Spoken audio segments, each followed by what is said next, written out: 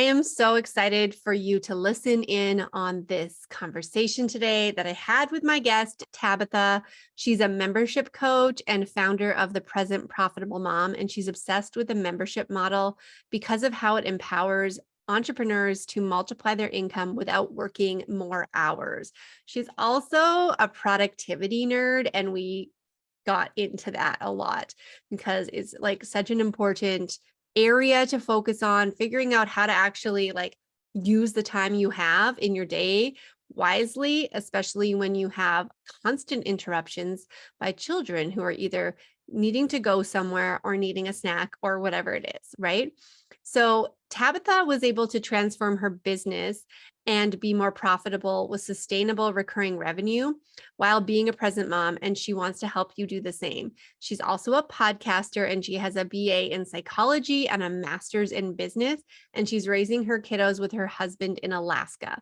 So tune into this conversation because we actually talk about like tips around how to like manage your workflow, ways your brain works. She drops some mind-blowing statistics and research-based facts on us in this episode. And I am all about it because I have personally felt like the juggling act of running a business, trying to be a mom, trying to be all the other roles, fitting in, working out and eating healthy and all the other things that I care about into a day, which seems overwhelming and impossible. And she shows you exactly how to do it. So check out this episode and let us know how you can apply this in your business. Welcome to Entrepreneur School, Tab. I'm excited to see you. Thank you so much for having me. I'm so excited to connect with you and chat about all the things. Yes, I know. We have had like an internet friendship for a number of years now. So it's been really awesome to watch you evolving and shifting into different areas. And like maybe even just start with talking about, because my first area of interest in having you on this podcast is one, you're a mom and you're all about like being a present mom and running a business, which is something we're always striving for. And we're like, is that even a thing we can do? And you have like this unique way of looking at productivity and like sharing out how people can actually plan their days and structure their business around the goals that they have as a mother too. So can we like start by diving into that? Yes, absolutely. I think the first step, the very first thing is really believing that it's possible, first of all, because I think we get a lot of mixed messages like, oh, if you want to be a good mom, you have to be with your kids all the time and devote all of your energy. And actually, for me personally, and I mean, if you are a stay-at-home mom, like no shade, like that's amazing. But for me, I'm a better mom when I also have something else that nurtures me, and which is my business. I've designed it that way, though, so that I work with people that I genuinely love and connect with, and they're all fellow moms. I work with moms who are entrepreneurs. And so I feel like being a mom is a unique journey and being an entrepreneur is a unique journey. And they're both things that you do not understand unless you've experienced them yourself. And finding fellow moms who are both is like a diamond in the rough. It's hard to find, especially in your day-to-day life. I have very few friends, actually none of them that have an online business. And so connecting with that and yeah, first of all, deciding that you want to be a mom and an entrepreneur, believing it's possible to be awesome at both things is really, really the first step. Yeah, I love how you said that about like something that nurtures you, because that's for me what it's always been about is like I have always known that I need something else where I can feel like I'm using my brain and my knowledge and my skills and like this like career that I built up for all this time before I had children.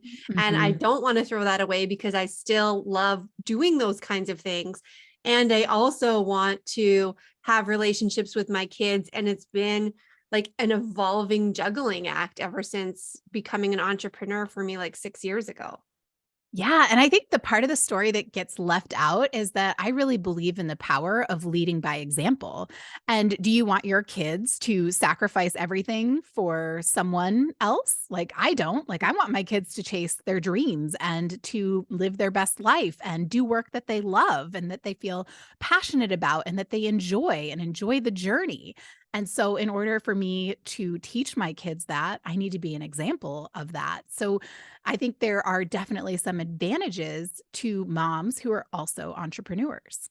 Oh, that's such a good point. That's like we're constantly looking for a permission slip, really, all of Mhm. us. So there's that one permission to be the role model that you want to be, to demonstrate the life that you want your kids to be able to see that is possible.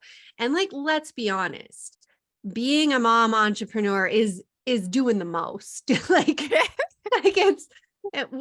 I think I was in denial for a long time about it. I don't know whether it was that I didn't want to like carve myself out as something different because I have both of these roles, but in reality, I'm trying to run a business, manage clients, do projects, figure out all of the like technology and marketing strategies and blah blah Mhm. blahs, and arrange a hockey schedule, make sure we know when there's library day at school, fill out the school field trip forms, make sure everyone gets enrolled in their sports activities, arrange play dates, all of it at the same time.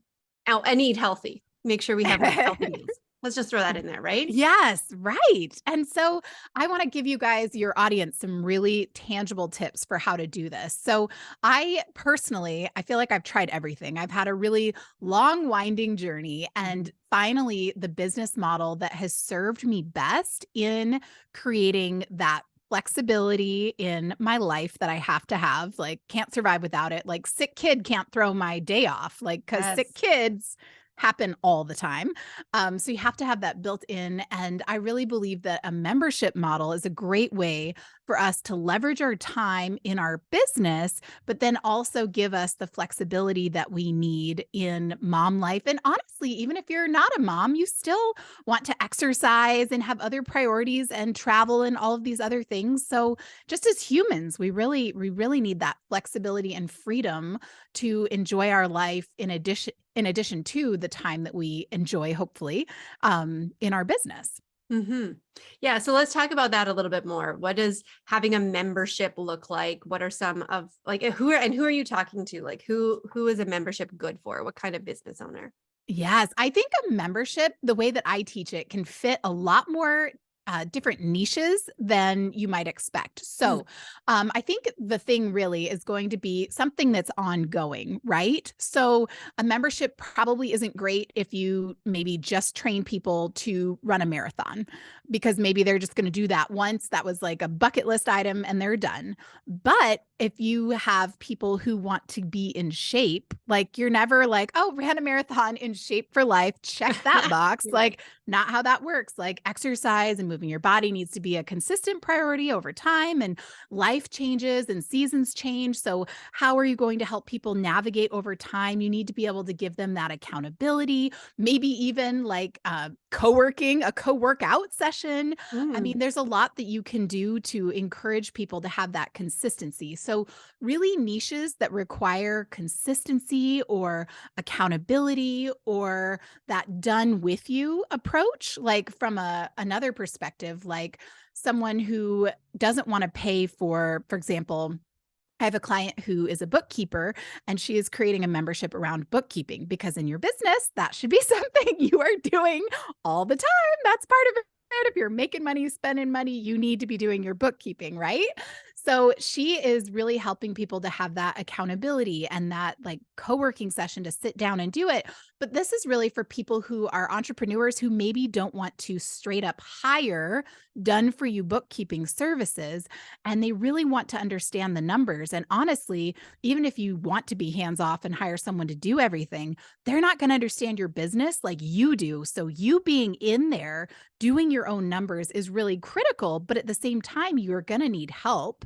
And so, it's that beautiful blend of done with you type services that you can incorporate into a membership also. So, like the done with you and the the community element a lot of times, like really believing something is possible for you, seeing other people doing it, Mhm. making it work. So niches where you need those things, which in my opinion is really a lot of different fields. You could almost find that you need community learning and done with you in anything that you need to be consistent. So that's going to be anything usually around wealth, health, and happiness. Because you don't just get married and you're like, check, done, healthy marriage, good to go. Like, nope, it takes No. work. Like these things that are most important to us, they all take work consistently over time. And I really feel like a membership is the thing that has been overlooked as being able to be the best of both worlds. You get the coaching, you get the content, you get the community,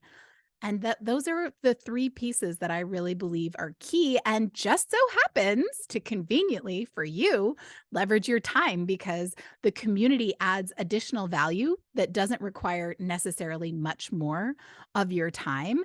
And then you can do the kind of this one to many type model so that you're helping more than one person at a time. And I just feel like it fits beautifully for moms, especially. So how does that work inside of your business? Like, what does that look like for you? Tell me what a day in the life or like a week in the life Yes. of. Oh, that is the perfect question. This was not scripted. So the way that I love to do this is to really have theme days. So my background, I actually am a total productivity nerd. So that's kind of like a bonus. You're getting membership and productivity. So I love having theme days because when it comes to being productive, when we switch tasks, people think that we can do multitasking, but we actually can't with really high thinking, high intensity tasks. Like you can walk and talk, but you can't probably like run and have a philosophical discussion. So you can pair a low focus task with a higher focus task, but really high focus tasks, you're switching between them. You might think you are doing them simultaneously, multitasking, but you are not.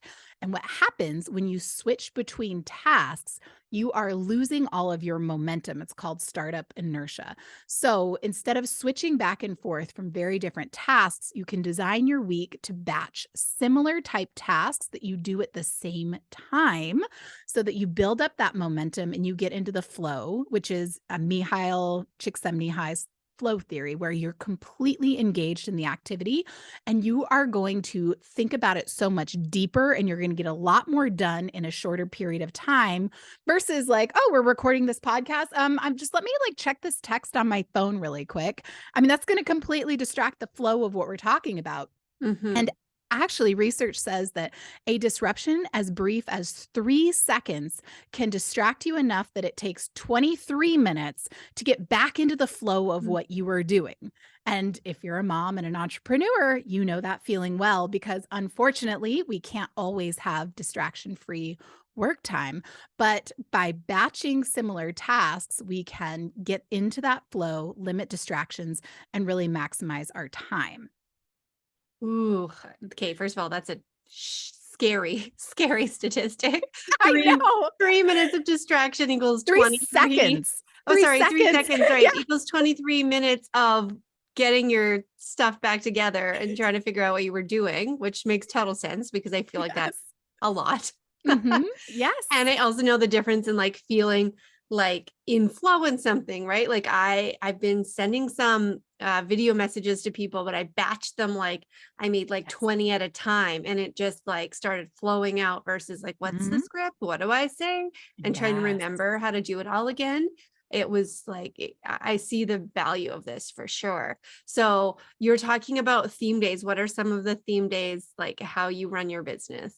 Yes. So for my example, I do like Monday is a CEO/CFO day. So it's really that big visionary, like creative thinking about like what's on my broader vision. And then I also do my finances, which those two are interrelated because then I can look and see what's going well, what isn't. Mm. And so that all works really nicely together. And then Tuesdays, for example, are my content days. So this is like you can batch so many different ways. Actually, I have an awesome class about all of this that goes into greater detail that I'll give you a code for so people can check it out for free, because I feel like I can't just give you a piece of this, like if you want to dig deeper into it. Yes. But so then Tuesdays are content days where you can batch things by right and left brain. So like if I were to do my bookkeeping on Tuesday, but then, that's very left brain versus like switching to that from trying to write like an awesome podcast script, like that is going to take me a lot longer to switch flow, if you will. So Yeah. I like Tuesdays to be content. So I script out some podcast episodes. I do my social media.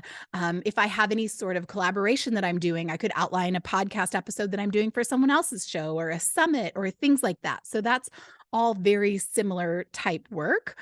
And then Wednesdays for me is really community care. This is going to be going live in my membership. This is going to be maybe creating content for my membership, or maybe the tech of uploading stuff for my membership, checking in on members, Right. really member community focused. And then Thursdays for me are the tech. Like, do I have some weird little website updates that need to be done that I never get to? Because let's be honest, for me, that's like where I really procrastinate. But it helps me to make those most urgent things a priority and find time for them.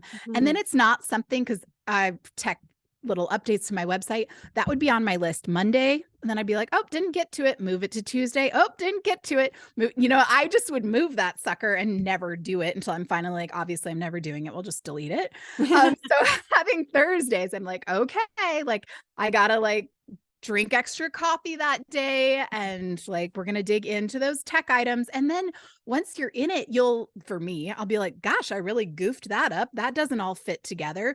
Versus if I was just trying to like go in and fix something really quick, I wouldn't notice what that thing was in the greater context of all the other pieces. So it makes you just do a much better job in a much shorter amount of time when you can focus these things each week.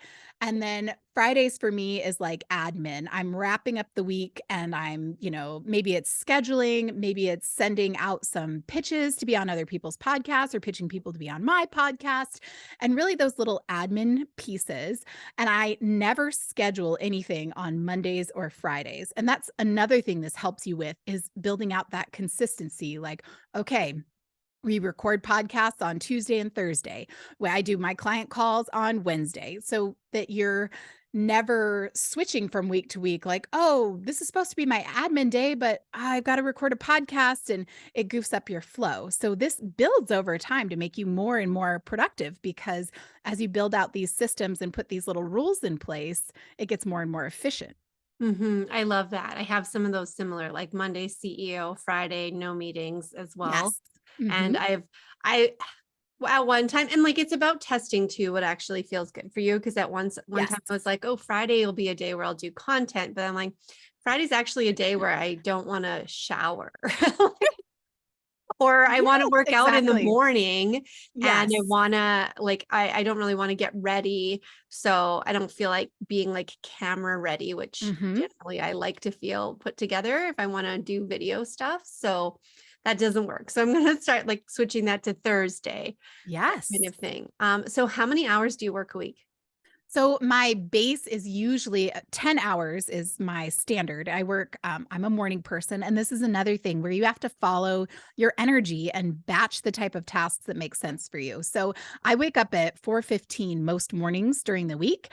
And I work in my business 5 a.m. to 7 a.m. Alaska time. So don't worry, most of my clients aren't in Alaska. They're mostly on the East Coast. They're like, nice, 9 a.m. That's doable, because I'm probably one of the only people that I know who's crazy enough to wake up this early, but it works because the kids aren't up yet. So talking about minimizing those Yeah. interruptions, that's a very strategic time. I'm a morning person. I feel high energy. Like that's when I can get it all done.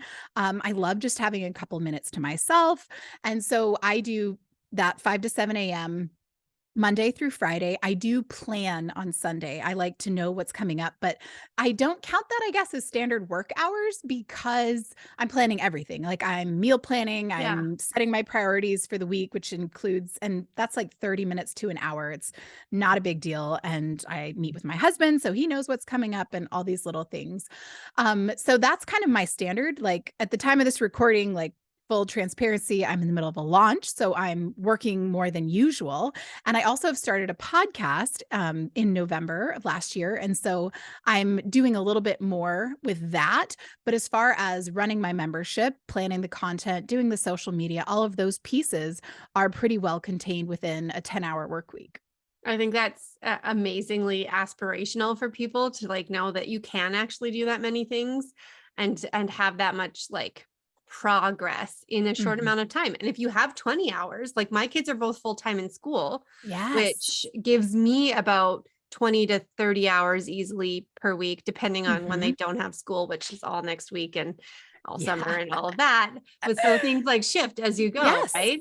And I'm not a Mhm. morning person. So like you will not find me rolling out of bed any more than 5 minutes before my children because I just don't want to. I'm much happier if I just wake up on my own time. Yeah. And Yeah, I totally. love that it's got to be flexible for different people, right? Well, exactly. And a lot of my clients, members, friends, they work in the evenings after their kids go to bed. And so Yeah. that's a good fit for them. And it's kind of funny because some people that like are helping me with the launch right now, I think two of them are on the East Coast. And I will be like getting ready for bed at like 8:30, like messaging them really quick. And they're like working. And they're 4 hours ahead of me. And they're not even in bed yet, and I but it works, like, I'm a Yeah. morning person, but they're night owls, and so, like, it works perfect, so I can wrap up the day, anything that's outstanding, I send off to them before I go to sleep, and it gets done, and when I wake up the next morning, it's good to go.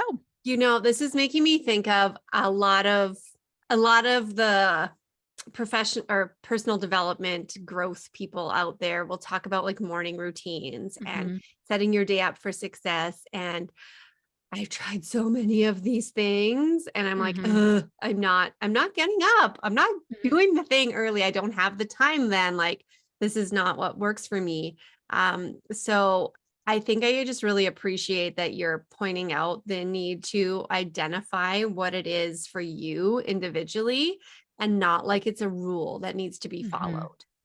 Yeah, and like you said, you have to go trial and error, see what fits for you. And this, like I gave you an example of my week, and that has evolved and changed over time. And I'm just giving that as an example and maybe a starting point for people. But if something totally different works for you, that's awesome.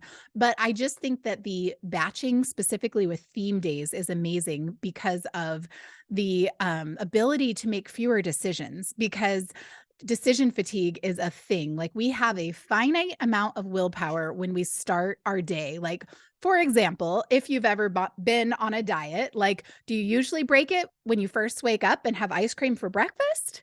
Probably not. It's after you've had a long day and it's like 9 o'clock at night, maybe later for those of you who are night owls, and you're watching Netflix and you just don't care anymore. You just don't have any willpower left. Then, you dig out the Ben and Jerry's.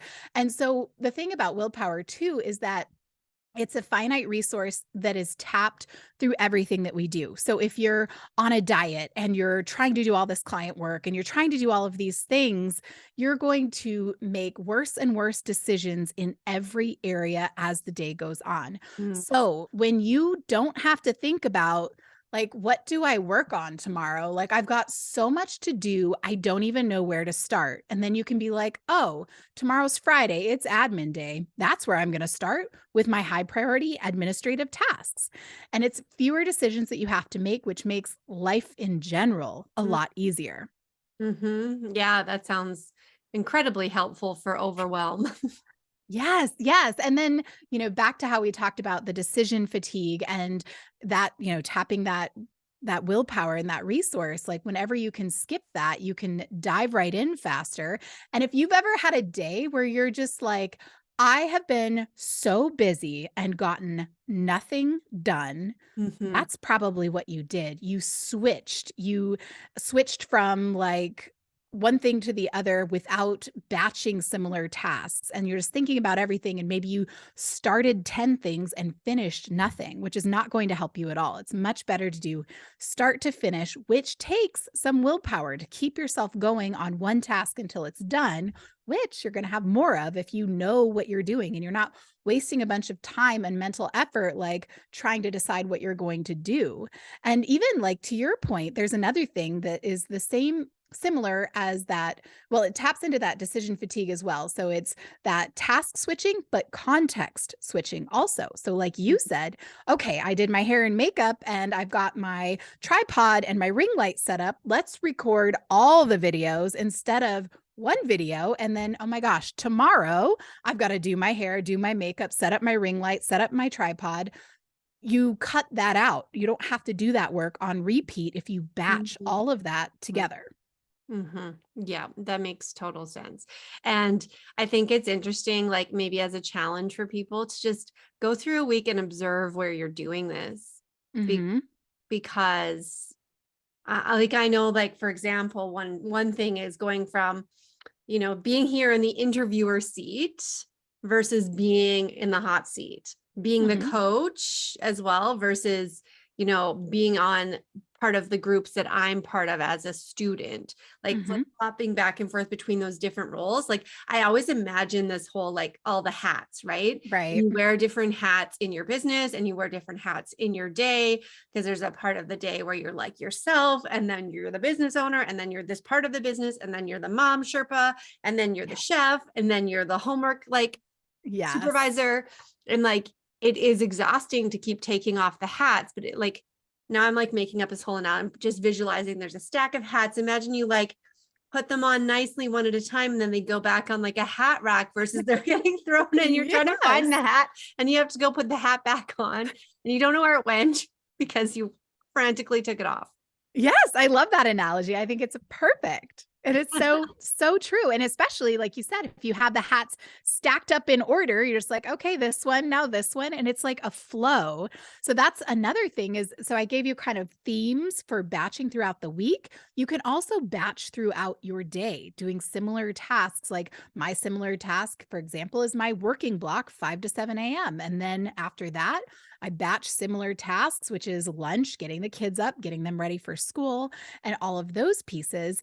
And if you can have systems for your theme days and routines for your time blocks throughout the day, those are fewer decisions that you have to make. And that's going to make it smoother and smoother. And like you said, there's some trial and error to find what's the best fit and makes the most sense. But when you find that, it makes it so easy. There's so fewer decisions. You do it on autopilot. You don't have to use your willpower to like, oh my gosh, I've got to get up and do this morning routine that I hate that doesn't work for me because it's not a good fit. But the experts say I have to have a morning routine. Right. I need No, to go like, meditate now. right. And then you're like, I really would have loved to sleep in. And Yeah. that's not going to serve you at all. So can you just to contextualize a little bit because you're talking about for you how you work and then your kids are up and like Mhm. the switching back and forth between work and momming to me is one of the hardest parts about running a business as a mom.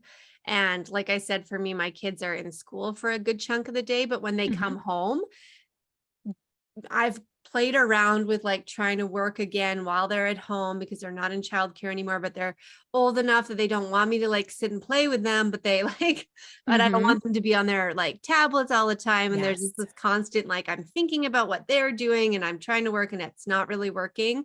So Mhm. like switching gears between momming and business owning business stuff and vice Yeah. versa. Like, what are your tips around that?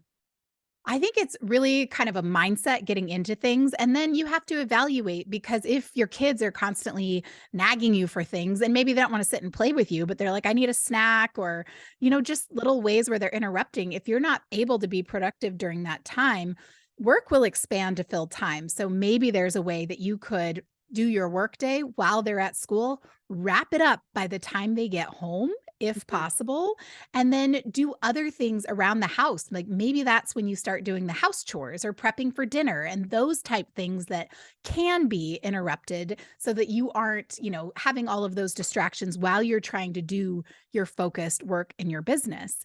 And another thing that I feel like is a huge relief is that you can work in what I call points of connection into your day with your kids because you need to be fully present with them during these key times. And I actually just read the other day, which is so funny because I've always felt this and taught it for like literally years and then felt so validated.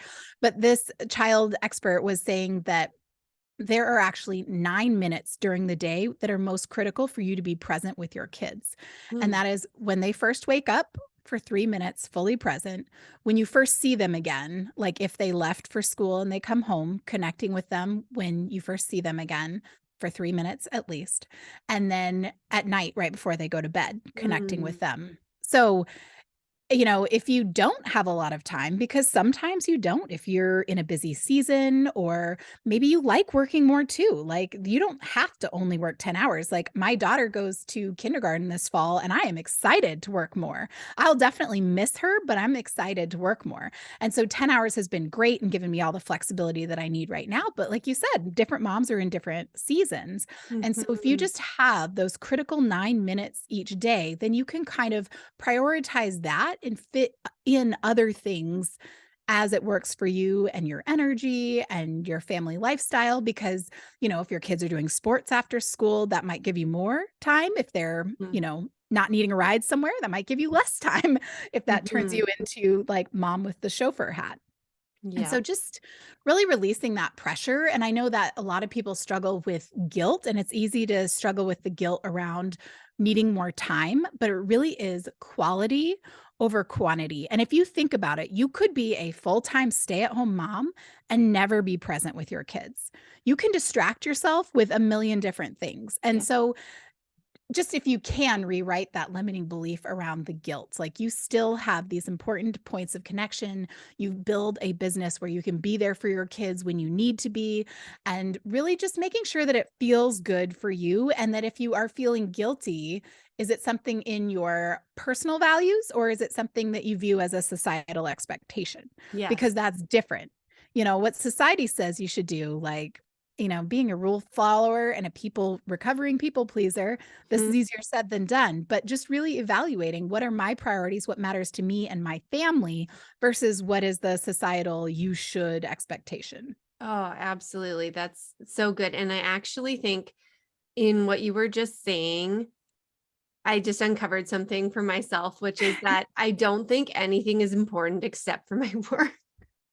Mhm, But then I remind myself, I actually do think it's important that I make healthy meals. Like it is mhm. important to me that we eat like together as much as possible and that I Yeah. do home cooked meals as much as possible.